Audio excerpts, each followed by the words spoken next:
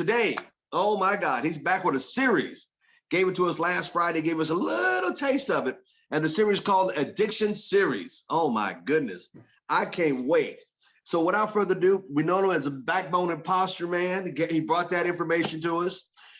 Gentleman has 2 degrees. That's right. He's very educated, very smart. One day he made a decision to use the restroom. And I guess because he's working from home, his fingers was not working on the keypad. The company calls it, "Where are you doing? Where are you at?"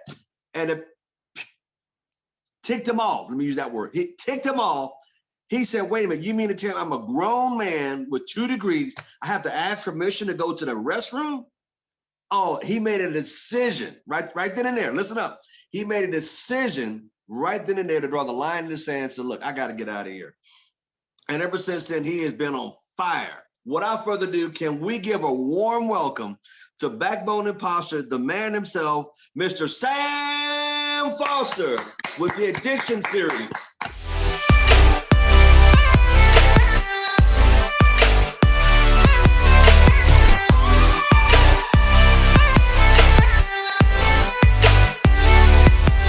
Thank you, Mr. Thomas, for this wonderful platform. As always, I don't take it for granted. Thank you also, Mr. Jabri Clemens. Without you, man, none of this would be possible, just simply because you do so much behind the scenes, man, and it's been wonderful, so thank you. Also want to send a strong congratulations to Julian Lewis. He didn't know I was going to do this, but congratulations to him. From what I understand, this is 16 years in the business. So I want to say thank you, sir, for being a servant leader and a very astute individual in your own right. So thank you, sir, for 16 years, sticking in the trenches, rain, sleet, or snow. Thank you, sir. All right. I'm going to go ahead and get started, ladies and gentlemen, because I know I got somewhere to be in this series, and I've chopped it up, hopefully in the 4 sections. So just bear with me and ride with me. We're going somewhere. We're going somewhere. And this series is called the Addiction Series. And I know people are scratching their head, they're thinking, they're going, what is he talking about, the Addiction Series? What I mean by the Addiction Series, ladies and gentlemen, is this is the new year. This is 2022. We need to all be addicted. Addicted to what? Addicted to success. Success in 2022. There's no exceptions. We have an even playing field, track to run on, so there's no excuses why we can't be addicted to success. So if you're not driving, if you heard me the last time, I did something with my sleeve. So if you're not driving, if you are driving, you can pull over. But if you're not driving, I want all of us to roll up our sleeves. I want all of us to roll up our sleeves. If you don't have sleeves, like I said before, roll up your skin. Let's roll it up. And as you can see, I have a little concoction on my arm here. Yeah, just roll up your sleeves a little bit. Roll up your sleeves a little bit. We're going to kill some things today, ladies and gentlemen. We're going to do a little operating today. Do a little operating. Test a little bit. Just a little bit. We're going to operate a little bit. I know we got some people on the call who just fairly got into the business. I get all of that. We got some veterans on the call. We got some RVP, Platinum. We got SVP. We got everybody up under the rainbow. We got it. And I get it, ladies and gentlemen, but the Addiction Series, you ever seen anybody addicted to anything, especially back in the 60s and the 70s, they were really addicted. You seen one of these on their arms. And if you really look closely, they even injected themselves. So if you really want to get wild about this whole thing in this series, you want to digest and ingest this for yourself. In other words, I use a term all the time. I say, eat it now, taste it later. And the reason why I say eat it now and taste it later, because the things that I'm saying right now, you may have to go back and relate to it later on. And that's okay. I want that to happen because everything won't sit in right now. I get it because I'm gonna feed a lot to you. You may have to burp a little bit and then go back to the table again so you can replay. If you got any friends, if they in the business or not in the business, it's going to be motivation and elevation at the same time. Remember, ladies and gentlemen, we're in the Addiction Series.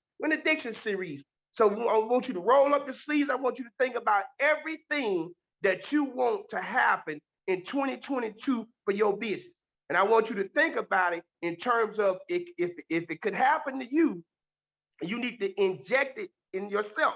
In other words, ladies and gentlemen, you need to put it into your bloodstream. Let me repeat that. You need to put this information into your bloodstream. That's what the whole addiction process is all about. I want you to inject this into your bloodstream. All right? We're going to get started. And if you're taking notes, I want you to write this down. Job. J-O-B. Job. Yeah. I'm going somewhere. I'm addicted. I'm going somewhere.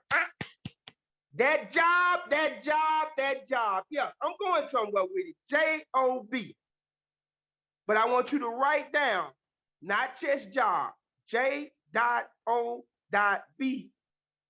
And that stands for, come a little close. I want you guys to hear this real good. Just over broke. Oh, yeah. Oh, just over broke. That's what they give you on these jobs. They give you just enough for you not to quit. So you get addicted to that job. That good old 9 to 5. Oh, yeah, that good old 9 to 5. We all have been addicted to it at some point, unless you RVP or SVP or RT, you get addicted to it. And I know some people been in ACN for a little while, and they may be thinking, I don't know if it'll work for me. It'll work for you if you work it. You got to put it in your bank. It'll work if you work it. Just over broke. Job. That's what we talking about today, ladies and gentlemen, in the addiction series. We up to bat. And the first swing we gonna hit on is that nasty job. 3 words, J-O-B, just over broke. All right? Now, Mr. Clemens, I want you to do me a favor, sir.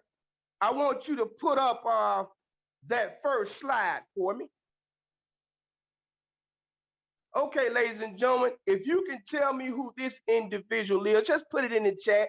We're not going to take a long time. Some may know, some may not know. If you know, put it in the chat. If you don't know, it'll be okay. Henry Ford. Oh, my God.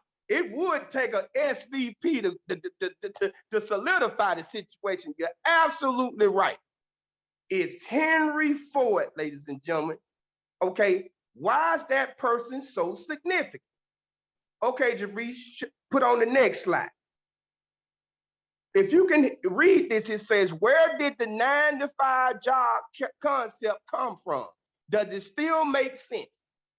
And if you can read this information, and I don't want you guys to read it for the sake of time, but it pretty much says back in 1926, as many socialites and many scholars will point out, Henry Ford was possibly influenced by the U.S. labor union back in 1926 to create this concept of the 9 to 5. The 9 to 5 concept, ladies and gentlemen, he's responsible for that.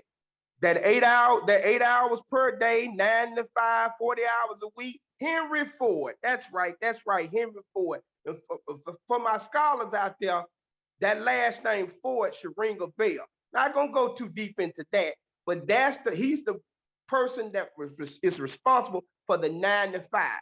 And truth be told, he was responsible for the 9 to 5 because it was more or less a labor situation. He was warehousing people back in the day, big industry, things of that nature. So he said they was putting pressure on him, basically.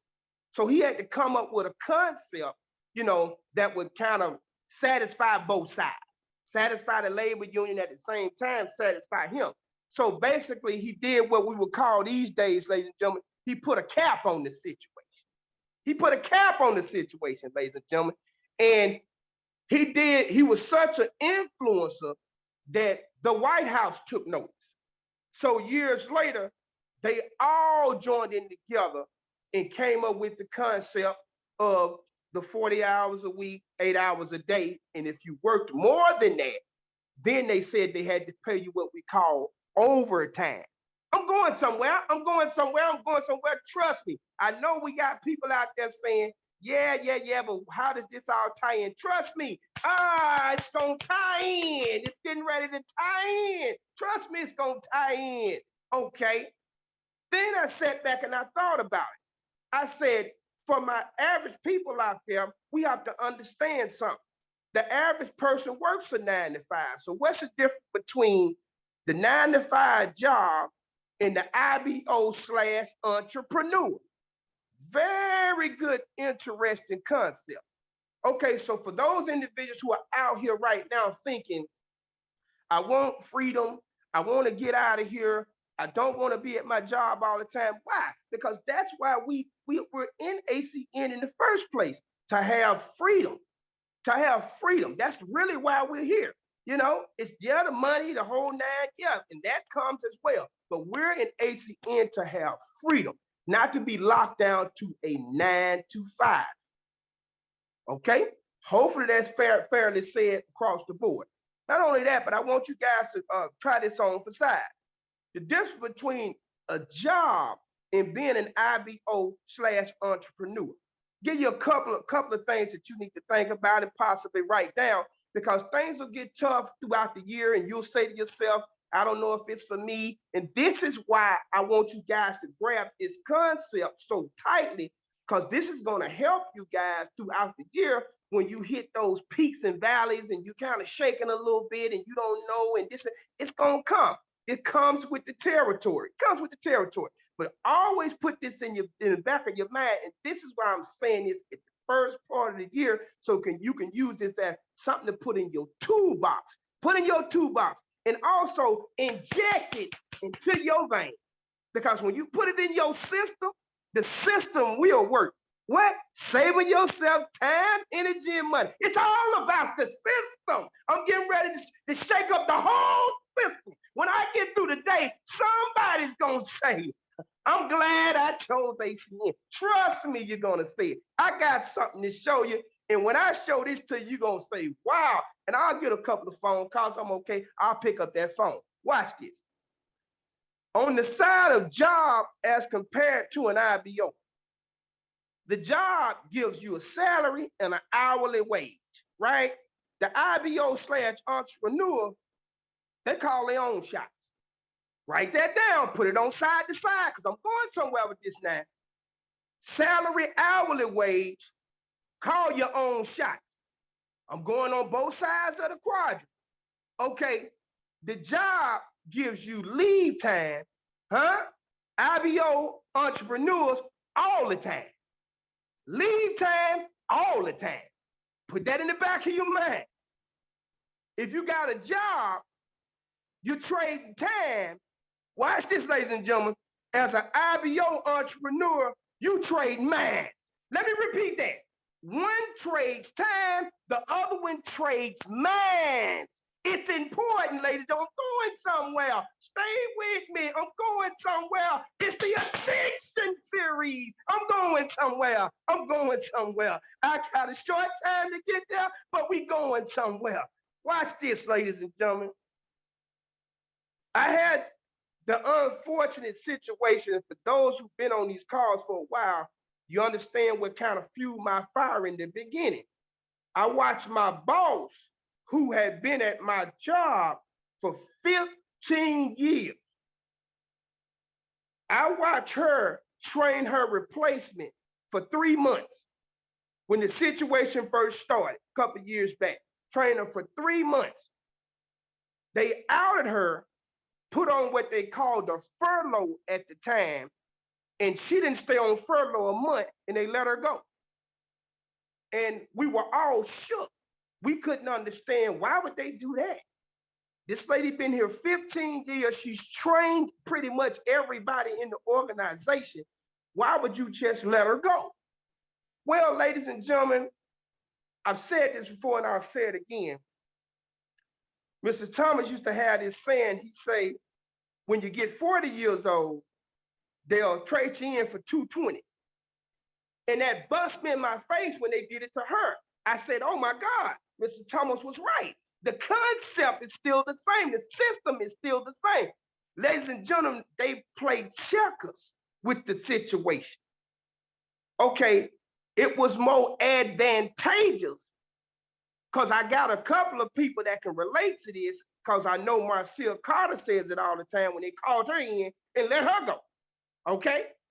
Then you got my brother Carter over there, which is her brother. He's been at his job 30-something years. Hey, they come back and get him a little pendant. So now watch this.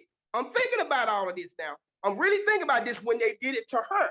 So this fueled my fire. So I'm sitting here thinking, wow, all of this has come full circle in my face. I got to do something. I just can't sit here like a bump on the log because now it's only a matter of time before it comes on my doorstep.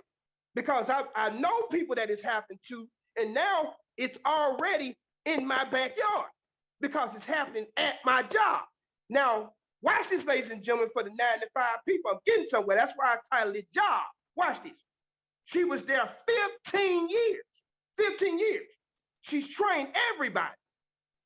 What the powers that be said was, and I finally figured it out now. Everybody was mad. Everybody says, we're going to sue. One lady said, well, my sister's a lawyer, and we're going to get together after work, and everybody come over to my house. I'm going to bring my sister over there, and we just going to sue. Wait a minute, ladies and gentlemen. I want you guys to think about something. When you go on a job these days, start reading the fine print. Every job these days on the regular has an out clause for themselves. They have an out clause. In other words, they say, we're an equal employment opportunity provider. So that means that we don't discriminate. I don't care if you're LBGT, doesn't matter, black, white, Hispanic, all the acronyms you want to name, all of it, doesn't matter. They say we even across the board. And then they'll even put in there the catch clause, they'll say, subject to being terminated at any time, right? They put that in there. Now, you might not read it, but I guarantee you it's in there. It's in there because they don't want to be responsible for anything, not even your insurance, and I'm going there too. So watch this. So when I thought about it, ladies and gentlemen, I said, wow, this just is crazy. This lady been here 15 years. They told us, this is what they told us now. Now I'm talking about me, so nobody can say what Sam was talking about everybody. No, I'm giving you my recollection. They told us when they got rid of our manager, which was my boss's boss, he said he was going through a lot of stress. So he turned in his 2-week notice. They got so mad at the guy, and this guy got a PhD. They got so mad at the guy, they let him go that day. Hold on, no. You didn't hear what I said. I'm gonna repeat this. They let him go that day. They let him go so fast, ladies and gentlemen. They got so mad at him because he left, he got smart. He left. Now, this guy got a PhD. They was worrying to death. They had him wearing 9 or 10 different hats, you know, because they could use his title as systematically operating the building based on a title. Don't get caught up in a title, ladies and gentlemen. That's what a job will do for you. It'll get you caught up in a title. Now, truth be told, yeah, I got a whole bunch of degrees. But man, they always gonna tip you with a little bitty paycheck. Just a little, just enough, just over broke. Job, just over broke. No. It ain't by accident, just over broke. And Henry Ford, truth be told, Henry Ford understood that concept too back in 1926. Why? Because he understands if I put a cap on it, right? And then I give them a little bit of compensation, well, then the truth be told, they'll shut their mouth because they're getting sunk. It's almost like a rabbit when you at the you ever been to the horse races and they put the little rabbit in front and all they do is just run behind the rabbit. That's all it is. You just run behind the rabbit. It's systematically done that way. Systematic, ladies and gentlemen, systematic. Henry Ford understood I got all this big business going on, even in 1926. He said, well, I got to pipe them down. I got to shut them up. Let me put a cap on the day. He said, so if I give them 8 hours a day, it looks like it's fair. And if I say they work 5 days a week, then I give them 2 days off. It's gonna look like it's fair. But watch this. Not really. Let me show you why not really. Now I'm gonna get in a whole lot of trouble now. Because I'm finna go to operate on something. That's why I got these gloves on, right? Because watch this. What makes it not fair is that let's take somebody on the call that's a single parent, okay? If you got kids and you're supposed to be at work from 9 to 5, you got your kid going to school, whether it's daycare, whether it's primary school, it doesn't matter. Well, you're the sole person that they call. So you're sitting at work hoping you don't get a phone call from the school because you're going to have to leave work to go to the school and see about your child. You can't bring the child to work, so you might miss a day. Because if the child's sick or something going on, you're going to miss a day. Okay? I'm going somewhere to this with this 9 to 5 thing. You're going to miss a day. Then, truth be told, you only have 24 hours in a day. So if you break 24 hours down into 8 hours a day, you can't chop it up 3 ways, 8, 16, and 24. Well, the first 8 is gone between 9 to 5 because you're at work. Okay, if you come off of work, you got to come off of work. You got to travel to go get your kid. You got to go run your errands. Let's say that knocks out 3 to 4 hours. Well, now you only at 12 hours. So when you come home and you got to cook the food, buy the food, blah, blah, blah. When you go back home, you might get home, especially if the kid's not into something like sports. You might be lucky enough to get back home between the hours of 8 and 9 o'clock. Well, you don't have anything to do at that point, ladies and gentlemen, but feed the kid and go to sleep. And the truth be told, you got to find some way for them to do their homework in between that time. And then hopefully you get a chance to eat your food and take you a little rest. Because guess what, ladies and gentlemen, if it goes to 8 o'clock or 9 o'clock, it's time to go to bed. Watch this now. Then you got to get back up and do it all over again. Then you're not even equating the fact that you got to do prep work in order to iron your clothes, iron their clothes, check their homework. That's a whole lot of rigmarole on the systems time. That's what a job does for you every single day, right? The 2 worst times you want to look at a job is on a Friday evening and a Monday morning. Friday evening, man, they let you go. You happy as a jaybird. You really don't get 2 days. You get a day and a half because you're trying to recoup. And then you running around here on Saturday trying to do everything you didn't do for the week. And then Sunday, you got to cook the food. You got to try to wind down. Now it's back on Monday. So it's just a mess to begin with. So watch this. When you average out that time, you really don't have time as a 9 to 5 person to do anything. And on the weekends, God bless you, because that's going to be compartmentalized into trying to get everything together just for 2 days. Day and a half, really. So your time, trading time for dollars, doesn't really work. But what it does do is it locks you into their system. It locks you into the job system. Henry Ford knew what he was doing when he said 8 hours. He understood it was 20. It's the same 24 hours in 1926 as it is in 2022. It's the same 24 hours, ladies and gentlemen. They understood systematically the 24-hour rule. But when you come over here as an IBO/entrepreneur, you no longer have time. You're the master of your own time. Yeah, we do have the same 24 hours in a day, but watch this. The entrepreneur gets a chance to expose his or her 24 hours freely. What is he talking about? Sam lost his mind. Sam probably injected cocaine in his vein. I lost him. No. Stay with me. Let me show you how I know I'm telling the truth. Let me tell you how I know you hadn't lost me. Let me tell you why we're going to inject the right thing in ourselves, the right thinking, ladies and gentlemen. Watch this. We got a Jocelyn Driscoll on this phone. We got her on the line.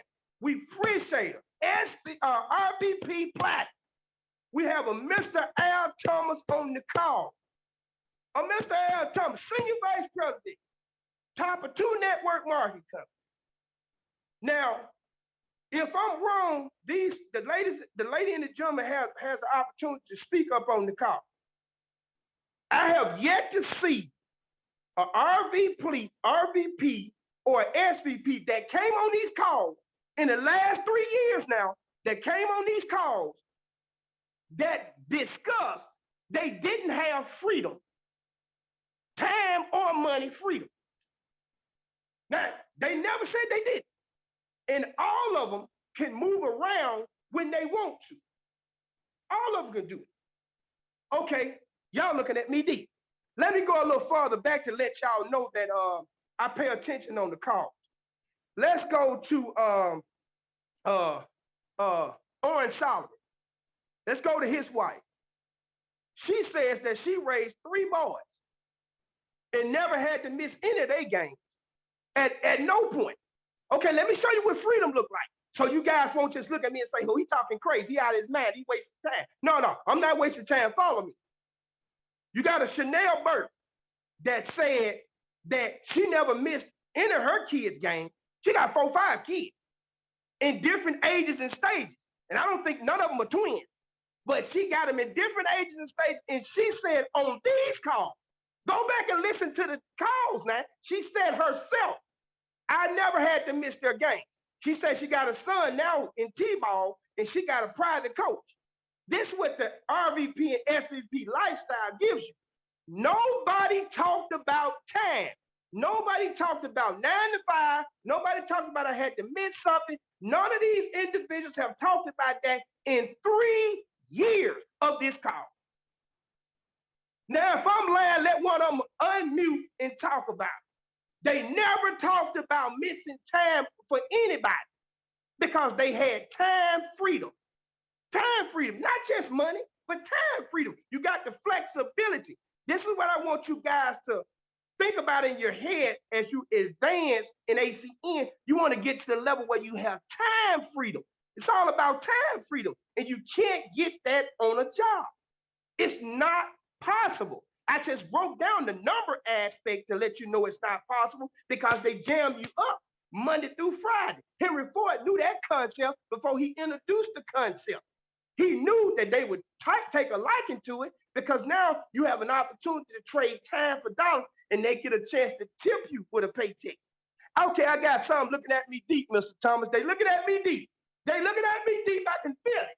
I can feel it, Mr. Thomas. They looking at me deep. I tell you, I'm going to go a step farther, Mr. Thomas, and I'm going to get out their way. About a month ago, I told you guys about how I got with these tax people and they started breaking it down about insurance and stuff like that. And I told you guys how I was paying $900, $1,200 a month on family insurance. And I thought that was crazy. But then I went to the private sector. Mr. Thomas had started talking about it here and there, and he wouldn't elaborate too much. So I said, well, I want to be an SVP one day. So I'm going to go behind the curtain a little bit and peek in and see what they really talking about when it comes to insurance and stuff like that. Okay, watch this.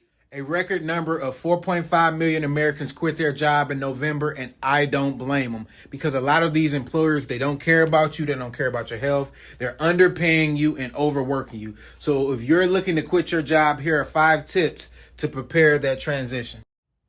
Number 1, save your money. It will save you. Your decision making is a lot better when you're planning and strategizing instead of surviving. Number 2, get all your benefits privately. Your health insurance, life insurance, dental insurance, get them privately so you're not scared to leave your job because you don't have benefits.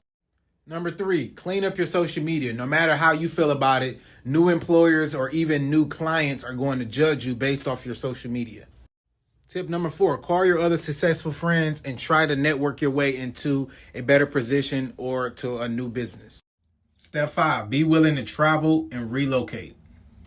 With that said, ladies and gentlemen, I know I had a few people to call me. And I started telling them what I had done, and they started saying, well, okay, you know, they was asking me questions. Well, I got mine in the mail, ladies and gentlemen. I'm going somewhere with this. I'm ready to get towards the private sector level because this right here is telling me I got my own private insurance. I took my money back.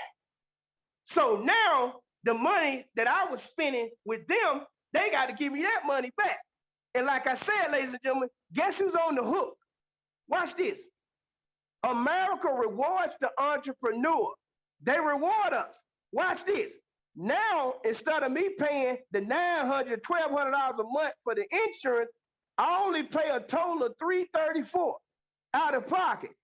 The government is on the hook for the rest of it, and I got the proof right here. Now they pay me. They pay me back. Now I get a real tax credit. Yeah. It came in the mail. Yeah. It's certified. Yeah. See, now I took my control back. See, now I'm going somewhere with this thing. Why? Because I decided to pay attention to the system. There's a big difference, ladies and gentlemen, between the 9-to-5 worker, watch this, and the IBO. The thing I want you guys to pay attention today was pay attention to that acronym, JOB. It don't stand for just job. It stands for just over broke. And if you put that in your system right now and come back next week, in the next 3 weeks, I'm going to be breaking this systematic system down. So when it's all said and done, by the time we hit the Emerge event, it's going to be dynamite in Dallas. Dynamite. With that said, ladies and gentlemen, thank you for your time.